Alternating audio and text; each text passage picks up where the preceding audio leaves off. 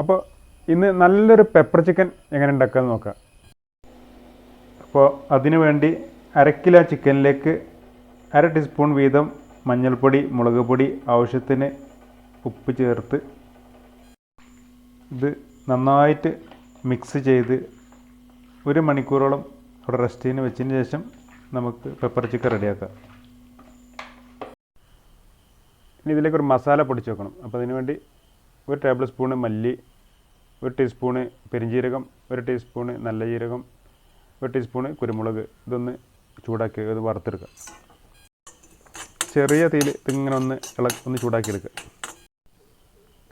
ഇനി ഇതൊന്ന് ഒരു മിക്സിയുടെ ജാറിലേക്ക് ഇട്ട് ഒന്ന് പൊടിച്ചെടുക്കുക.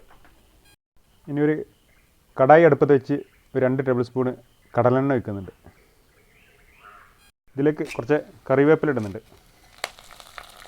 കുറച്ച് കുരുമുളക് 1/2 ടീസ്പൂൺ ചതച്ചത് ഇതിലേക്ക് ഇടുന്നുണ്ട്.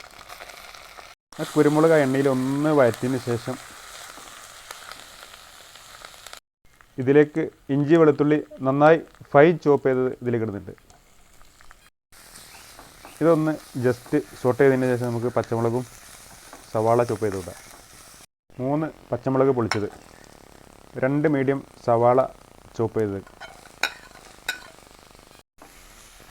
ഇനി സവാള ബ്രൗൺ ആകുന്ന വരെ ഒന്ന് ഫ്രൈ ചെയ്തെടുക്കുക. ഈ സവാള ഒന്ന് വഴണ്ട് കിട്ടാൻ വേണ്ടിയിട്ട് 1/2 ടീസ്പൂണ് ഉപ്പ് ചേർക്കുന്നുണ്ട്. ചിക്കൻ മാരിനേറ്റ് ചെയ്ത് അതിലും ഉപ്പ് ചേർത്തിട്ടുണ്ട്. അപ്പോൾ ഇതിൽ കുറച്ചേ ഇടുന്നുള്ളൂ. ഇനി ഇതിലേക്ക് ഒരു തക്കാളി ചോപ്പ് ചെയ്തിടാം.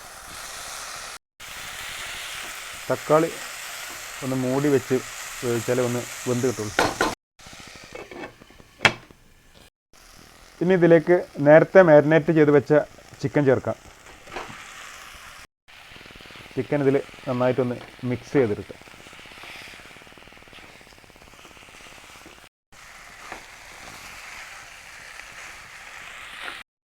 ഇതൊരു പകുതി കുക്കായതിന് ശേഷം നമ്മൾ പൊടിച്ചു വെച്ച മസാലകൾ ഇതിലേക്ക് ചേർക്കും.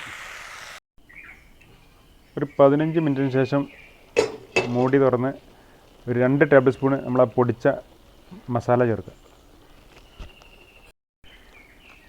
ഇനി ഇതൊന്ന് മിക്സ് ചെയ്ത് കൊടുക്കുക. ഗ്രേവി ആവശ്യമുള്ളതാണെങ്കിൽ അതിനനുസരിച്ചുള്ള ചൂടുവെള്ളം ഒഴിച്ചു കൊടുക്കുക. വീണ്ടും മൂടി വെച്ച് ഒരു 15 മിനിറ്റ് കൂടെ വേവിക്കുക. അപ്പോൾ അത് വെന്ത് കുറുകി വന്നിട്ടുണ്ട്. ഇതിലേക്ക് നമുക്ക് ലാസ്റ്റ് 1 ടീസ്പൂൺ കൂടെ കുരുമുളക് പൊടി ചേർത്ത് വെക്കുക. അപ്പോൾ പെപ്പർ ചിക്കൻ റെഡി ആയിട്ട് വന്നിട്ടുണ്ട്. ഇനി നമുക്കൊരു പ്ലേറ്റിലേക്ക് സെർവ് ചെയ്യാം.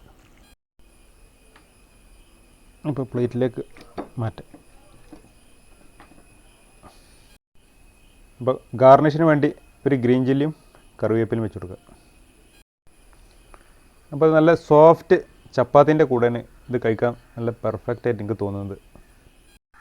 ഇതിപ്പോൾ ഒരു 1/2 കിലോ ചിക്കൻ്റെ റെസിപ്പിയാണ് നമ്മൾ പറഞ്ഞിട്ടുള്ളത്. സ്പൈസി ഇത്ര വേണ്ടാത്തവർക്ക് സ്പൈസി ഒന്നും കൂടെ കുറക്കാം കേട്ടോ.